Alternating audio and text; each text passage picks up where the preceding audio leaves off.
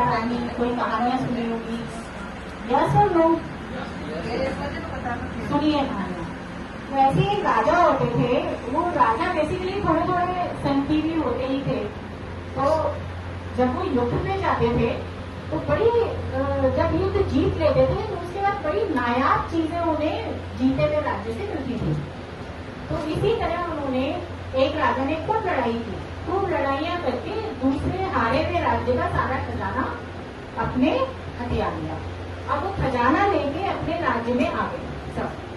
तो जब वो खजाना लेके आए तो उसमें अब पारखी बैठे कि भाई क्या सच्चा है, क्या झूठा है, क्या गोल्ड है, क्या नकली है, उन सबको सॉर्ट करते हैं। तो वो सब सॉर्ट करने चले तो उसने देखा कि असली हीरो के बीच में कुछ नकली हीरे भी हैं। तो राजा ने वो देखा कि भाई ऐसे कैसे, तो अपने पार्थियों को बुलाया, वो उन असली और नकली हीरो की परख करने लगे। इसी बीच राजा के दिमाग में आया, उन्होंने दरबार में एक ऐलान किया कि जो भी बिना परख के, जैसे हीरे परखने के लिए एक परख होती है जिससे आपको पता लगता है कि ये नकली हीरा है और ये असली हीरा है, तो बिना परख के यदि कोई ये पहचान ले कि ये असली हीरा है या नकली हीरा है तो उसे मतलब राज्य की तरफ से पुरस्कार मिलेगा, और यदि वो नहीं पहचान पाया तो सर धड़ से कलम। मैंने अभी थोड़ी देर पहले बोला था ना कि वो संकी भी होते हैं।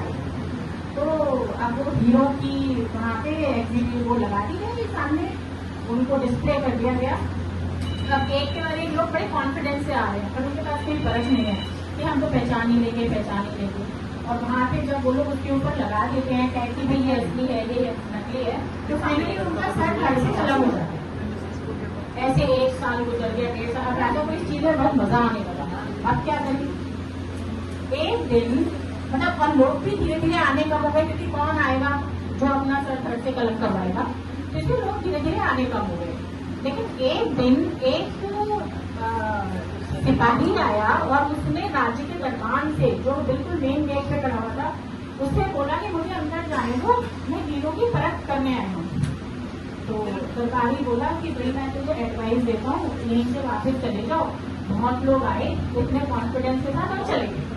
तो कहते कि नहीं नहीं, आप मुझे जाने दो, जो होगा देखा जाएगा, मैं मरने के लिए ही आया हूँ। अच्छा वेरी गुड, यदि ऐसी बात है तो तुम जरूर जाओ। और वो फाइनली